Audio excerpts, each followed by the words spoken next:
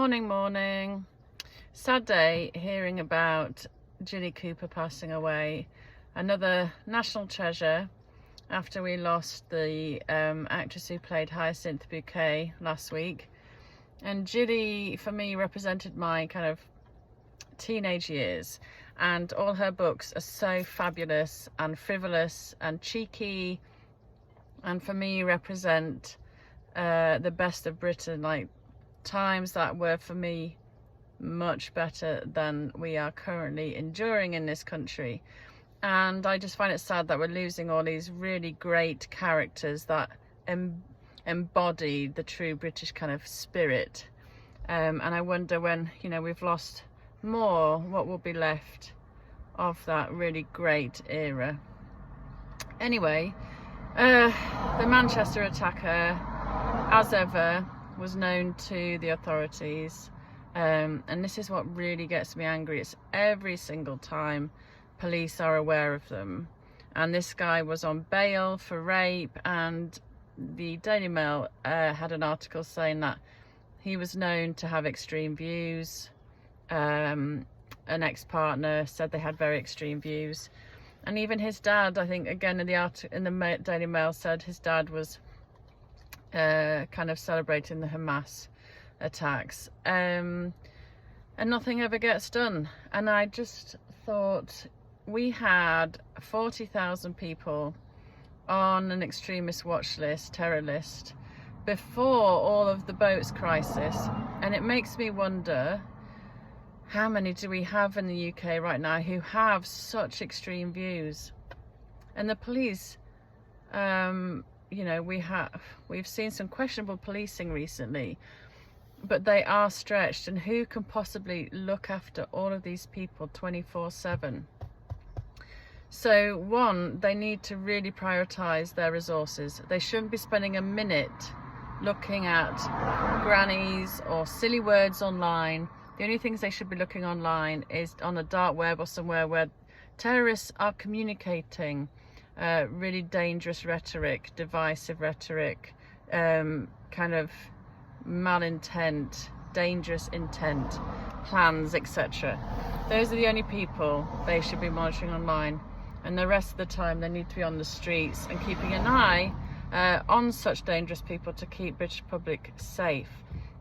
On the other side, I just, you have the UAE and experts there saying to the UK, what are you doing? Like, you have so much more extremism in the UK than we do, and you need to get a grip. And we really do need to get a grip. We're not living in the 90s anymore. We are living in very different times. So if you've got thousands of people on a watch list, I personally would look at who's not British born, and tell them to politely leave, please, because we have evidence showing you of treacherous views or plans against this country. And if I was in charge, even people who are British born, I would say the same, especially if anyone there's not British born and on welfare, and they're harbouring such mentality. They shouldn't be allowed to stay. Other countries wouldn't let them stay, so why do we? And good old Gary Neville, he never seemed to have a lot going on upstairs, and a very questionable footballer, in my opinion, saying that all of this and the consequences of the Manchester attack and stuff are down to the fault of white British men and flying their flags. This champagne socialist mentality is very strong in these people, and they cannot see the wood for the trees. And it's so disturbing that they don't see the fact that we've got 40,000 on the terror watch list. We've got, in some mosques, we've seen hate preachers talking extremely aggressively and divisively. We've seen ISIS just a couple of weeks ago asking their followers to attack Jewish people at places of worship, wherever they gather, and the same for Christians, by the way. But Gary, he doesn't see that as the problem. He just blames white men again. Why are white British men, always the fall guy, when all they're doing is wanting to love their country?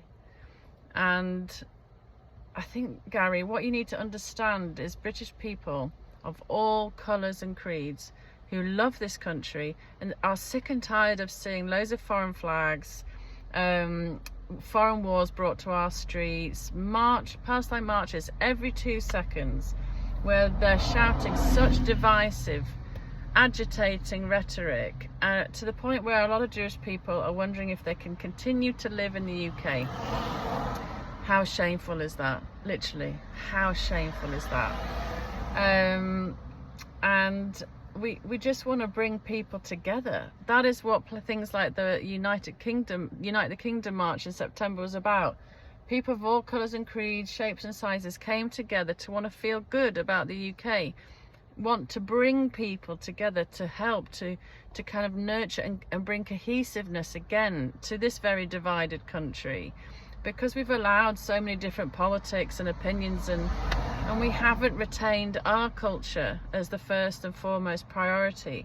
The only way to bring cohesion again is under our British flag, is bringing pride back to Britain. And if you don't like this country, if you don't like its history, its culture, its laws, if you find its flag or the English flag divisive and troublesome, maybe this country's not the right place for you, Gary Neville.